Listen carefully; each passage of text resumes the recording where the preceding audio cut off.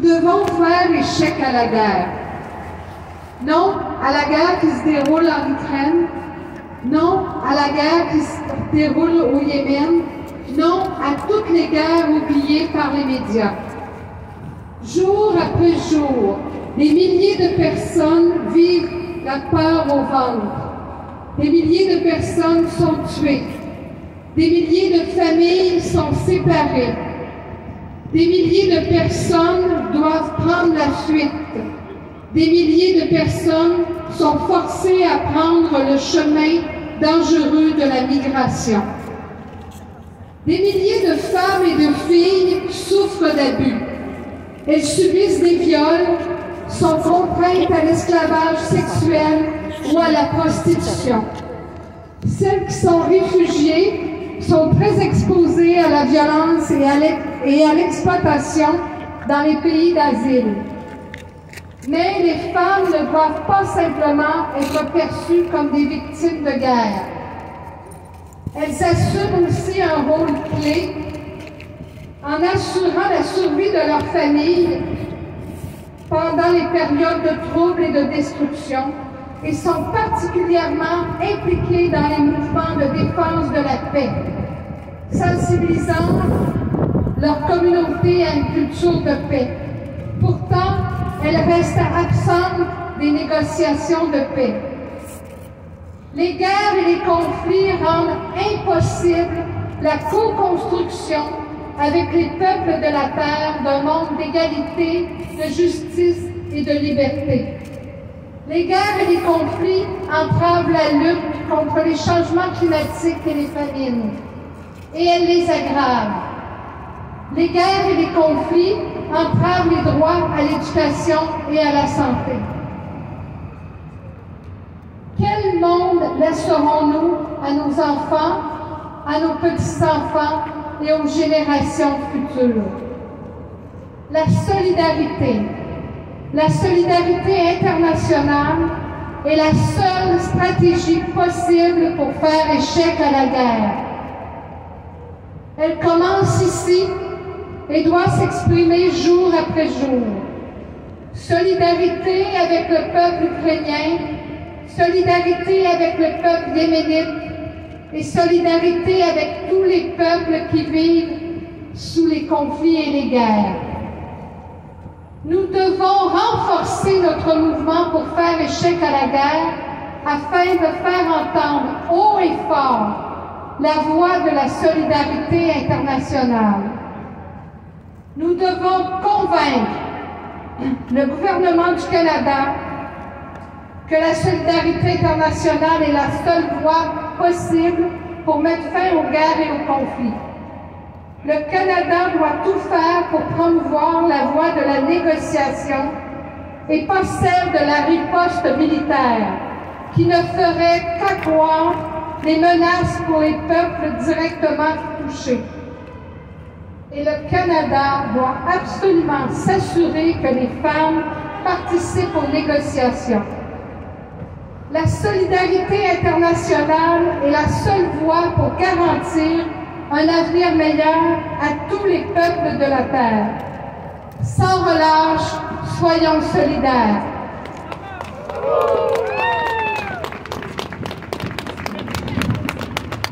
Merci infiniment, Michel, pour cet appel à la solidarité. Et effectivement, la solidarité commence à se pointer à différents endroits à travers le monde. Entre autres, ce matin, j'ai pris connaissance d'un manifeste qui s'appelle Manifeste Maudite soit la guerre, construisons la paix. Ça commence, nous, femmes et hommes de tous les continents de la planète, favorables au développement d'une culture de paix. Et c'est pourquoi, face au danger pour la paix que constitue une mondialisation qui fait porter au peuple le fardeau des dépenses militaires démesurées, des armes nucléaires qui menacent la survie de l'humanité et des dérèglements climatiques, nous appelons toutes les femmes et les hommes à travers le monde à se mobiliser pour la paix, afin d'obtenir de tous les responsables politiques, les élus, les chefs d'État, les institutions, etc. Je Je ne vous lirai pas tout, mais ce texte existe en différentes langues, en anglais, en espagnol, en allemand, en italien, en gallois, en espéranto, en japonais, en arabe, en russe. Effectivement, c'est le seul signe d'espoir dans la situation actuelle, c'est la mobilisation pour la solidarité internationale dans tous les pays. Et je vous présente tout de suite Mercedes Roberge, qui dans le même sens, militante féministe, militante pour la réforme du scrutin, que vous connaissez peut-être, mais surtout militante et webmestre du collectif du chèque à la guerre, va présenter un très beau manifeste, Résistance féministe contre la guerre, qui a circulé en Irlande, en Espagne, au Portugal, et que nous reprenons aujourd'hui ici. Alors à toi. Merci. Alors, les féministes russes s'opposent vivement à la guerre en Ukraine. C'est important qu'on le sache. Leur mouvement de résistance dépasse les frontières et est actuellement relayé à travers le monde. Donc, c'est un relais de plus qu'on fait aujourd'hui. En Russie, elle risque la prison. Nous, on peut parler. Nous, les sous-signés, nous condamnons fermement l'occupation militaire menée par le régime de Poutine en Ukraine et qui a déjà fait des centaines de morts et des centaines de milliers de déplacés, et qui provoque renforcement de la confrontation entre les blocs impérialistes au niveau mondial. Nous rejetons les positions émises ces derniers jours qui approfondissent la spirale bellicisme. Nous rejetons les décisions d'ajouter davantage d'armes au conflit et d'augmenter le budget de guerre. Nous rejetons les récits sécuritaires qui renforcent les logiques autoritaires et la militarisation. Pas en notre nom. Nous devons nous rappeler que l'OTAN est co-responsable de la situation créée par son expansionnisme mondial et son discours sécuritaire militariste. Les armes perpétuent la guerre, perpétuent la barbarie, perpétuent la souffrance. Il n'y a pas de plus grande sécurité que la paix. Avec ce manifeste, nous reprenons l'appel lancé par les groupes féministes russes et rejoignons la résistance féministe contre la guerre. Nous reprenons ainsi le fil de l'histoire féministe qui a participé aux luttes contre les guerres réactionnaires depuis le mouvement mené par Rosa Luxembourg en 1914, le camp anti-nucléaire Greenham Common dans les années 1980, ou le mouvement Women in Black contre la guerre, pour n'en citer que quelques-uns. Nous sommes aux côtés du peuple ukrainien qui veut la paix dans sa vie et exige un cessez-le-feu. Nous sommes aux côtés du peuple russe mobilisé qui, malgré la répression et les menaces du régime autoritaire et répressif de Poutine, exige l'arrêt de l'occupation militaire. C'est pourquoi nous disons résistance féministe contre la guerre. Derrière le non à la guerre, il n'y a pas de position naïve. La seule véritable voie vers la paix est la désescalade de la guerre. Nous exigeons une voie diplomatique radicale pour réorienter cette situation et la rupture de la spirale militariste initiée par la Russie et soutenue par l'OTAN. Nous demandons l'annulation immédiate de la dette extérieure de l'Ukraine de 125 milliards de dollars comme mesure concrète de soutien au peuple ukrainien. Les leçons tirées des expériences douloureuses de la guerre et des conflits en Europe au cours du siècle dernier doivent marquer notre engagement et notre action. La guerre est irréconciliable avec les valeurs et les objectifs essentiels du mouvement féministe. Pour la paix, la coexistence des peuples est une solution démocratique au conflit. Nous sommes nombreuses et nombreux à dire non à la guerre, à l'impérialisme, au patriarcat, à l'autoritarisme et au militarisme. Nous sommes l'avenir qui prévaudra. Bravo, merci beaucoup Mercedes.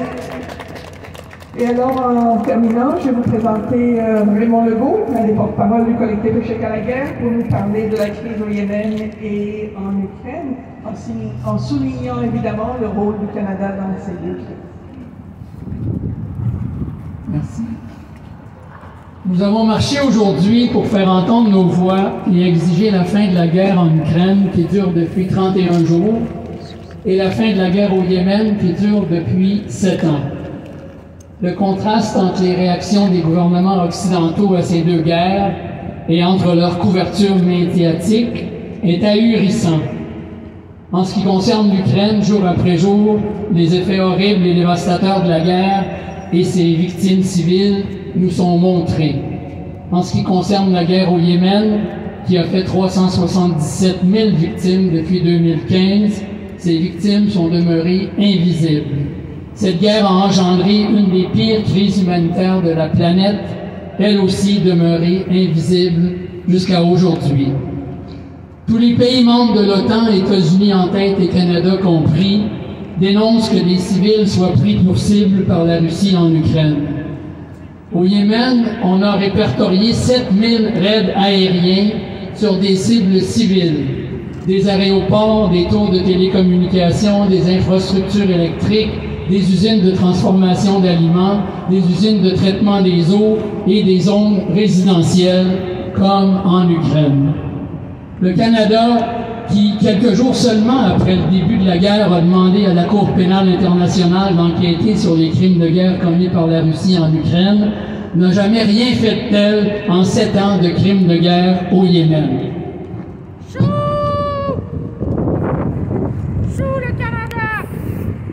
Le terrible siège de Mariupol en Ukraine et l'enfer qu'il fait subir à sa population, fortement médiatisé, ont suscité la révulsion générale.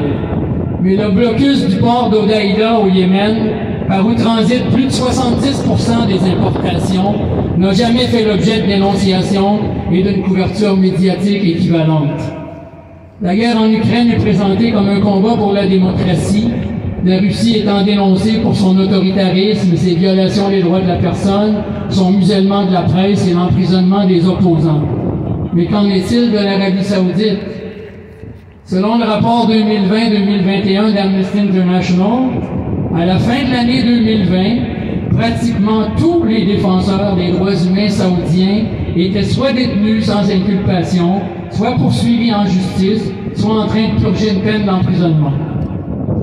Même quand le régime saoudien fait tuer et découper en morceaux un journaliste très en vue, ou décapite 81 condamnés à mort le même jour, comme cela s'est produit il y a 2 semaines, cela n'entraîne ni condamnation générale, ni pluie de sanctions de la part de l'Occident.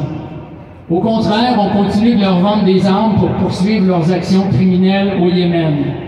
De 2015 à 2020, les États-Unis ont vendu pour 50 milliards à l'Arabie saoudite et pour 37 milliards aux Émirats arabes unis.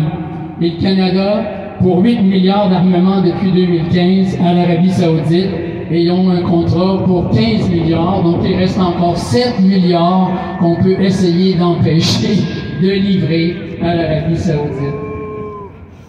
Quand il s'agit de la Crimée et du Donbass, l'intégrité territoriale de l'Ukraine doit être préservée et défendue coûte que coûte.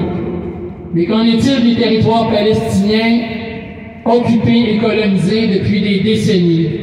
Qu'en est-il de la province d'Al-Mara dans l'est du Yémen, présentement occupée par l'Arabie saoudite, ou du port de Balhaf, servant à l'exportation des hydrocarbures du Yémen, qui est contrôlé par les Émirats arabes unis? Pour un mot là-dessus, dans les officines occidentales. Pourquoi toutes ces différences criantes? Dans un cas, c'est un adversaire stratégique, un ennemi, la Russie, qui est responsable de la guerre, et on a alors tout avantage à en montrer l'horreur, à s'en scandaliser, à dénoncer et à punir les responsables le plus théâtralement possible. Dans l'autre cas, l'agresseur, c'est l'Arabie saoudite, un pays à qui on vend des armes en quantité astronomique et que l'on veut conserver comme allié dans la compétition stratégique avec la Russie et la Chine. On a alors tout avantage à taire l'horreur, les crimes et à ménager les responsables. Si on résume, il n'y a jamais aucune préoccupation réelle pour le sort des êtres humains, pour la démocratie ou les droits de la personne.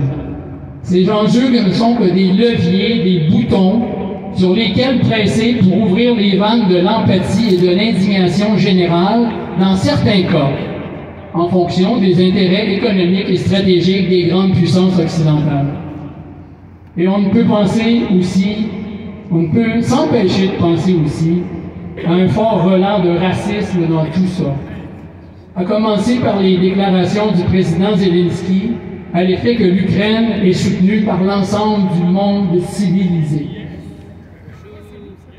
Un racisme qui se répercute jusque dans l'aide alimentaire. En effet, en moins de 24 heures, des promesses de dons ont été faites pour couvrir les 1,7 milliard de dollars requis initialement pour les réfugiés ukrainiens. en moins de 24 heures. Mais pour les autres crises humanitaires dans le monde, l'argent n'est pas au rendez-vous. À tel point que depuis 1 an, le Programme alimentaire mondial a même commencé à réduire de moitié les rations alimentaires qu'il fournit à des millions de personnes dans le monde. Le 16 mars, on avait obtenu des engagements que pour 30% des 4,3 milliards requis pour venir en aide à plus de la moitié des personnes au Yémen en 2022.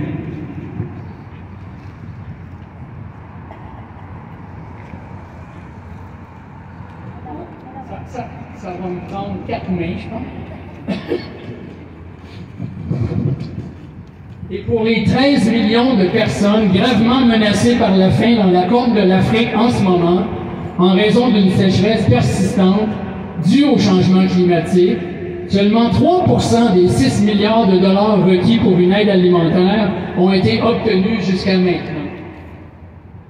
Au Yémen, depuis 11 mois, on assiste à une augmentation importante des bombardements de la coalition menée par l'Arabie saoudite et les Émirats arabes unis, et plusieurs agences de l'ONU préviennent que la crise humanitaire risque de s'aggraver en 2022.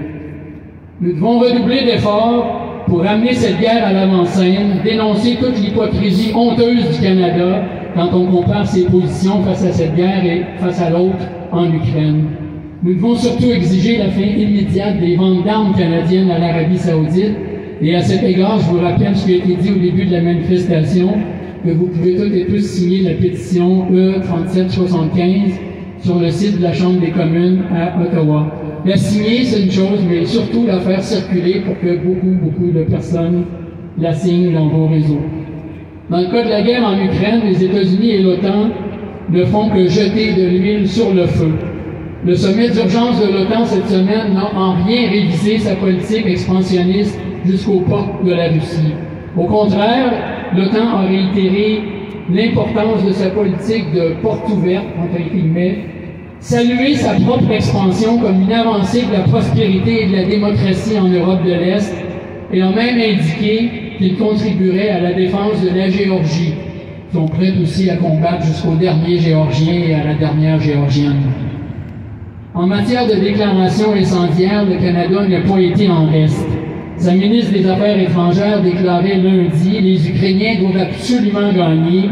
C'est une question existentielle pour le monde occidental. » Justin Trudeau, 2 jours plus tard, disait « Ce mépris flagrant des lois et de la vie humaine constitue une menace immense pour l'Europe et pour le monde entier. » Autant de déclarations, de transferts d'armes, de sanctions qui alimentent la guerre alors qu'aucune énergie n'est mise à en comprendre les origines et à voir comment en sortir par des voies diplomatiques. Des voies diplomatiques qui exigeraient nécessairement que l'OTAN mette fin à son expansion. Les enjeux globaux de la crise climatique et des pandémies exigent une collaboration mondiale plus urgente que jamais et devraient mobiliser des ressources considérables. Mais alors que les agences de l'ONU peinent à faire débloquer quelques milliards pour une aide alimentaire d'urgence à des millions d'êtres humains souffrant des guerres et des conséquences de la crise climatique, ce sont plutôt les dépenses militaires mondiales qui s'élèvent déjà à plus de 2000 milliards en 2020 qui semblent en voie de connaître une nouvelle hausse fulgurante. La nouvelle guerre froide est déjà vraiment pas si froide entre l'Occident de l'OTAN d'une part et la Russie et la Chine d'autre part, nous précipite dans ce qui est probablement la période la plus dangereuse pour l'humanité. Il est impératif de réagir fortement dans tous les pays pour éviter que nos dirigeants économiques et politiques nous plongent dans l'affrontement, la haine les uns des autres et une psychose de guerre généralisée.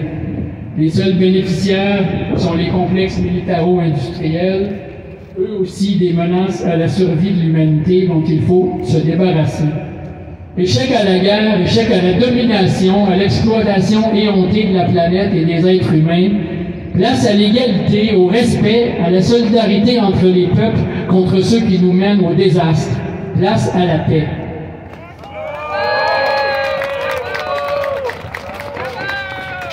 Merci encore une fois, Raymond, pour cette analyse tellement juste. Bon, merci à vous tous d'être venus. Avant de partir, je vous rappelle qu'effectivement, on est dans une situation où on parle plus que jamais, en tout cas plus que depuis les années 60, de la menace nucléaire. On a entamé une campagne par une pétition parlementaire avec les groupes canadiens dont Voice of Women. Et puis, on espère avoir des milliers de signatures sur cette pétition pour que c'est un certain point auprès de notre gouvernement. Il est de toute urgence important que le Canada signe le traité pour l'interdiction des armes nucléaires. Je vous rappelle que si vous voulez suivre et avoir des points de vue, disons, différents de ce qu'on vous dit dans les médias traditionnels, je vous invite à vous inscrire sur la liste d'envoi du collectif Échec à la guerre. Encore mieux, je vous invite à devenir membre du collectif Échec à la guerre. Et puis, vous pouvez aussi vous procurer la brochure qui s'appelle « Armes nucléaires, un péril pour l'humanité », qu'on a publiée à peu près un an, mais qui est malheureusement très forte d'actualité. Et puis, je vous dis, j'aimerais mieux pas être dans un contexte où je vais vous dire, malheureusement, à bientôt, parce que sûrement on aura besoin de se mobiliser. Et plus le nombre qu'on est ici, il faudrait que chaque personne multiplie par 10 au moins le nombre de personnes pour que ça puisse avoir un poids. Mais c'est quand même important de se mobiliser ensemble, même si on était un petit groupe, je pense que c'est bénéfique pour la mobilisation contre la guerre. Merci d'être là.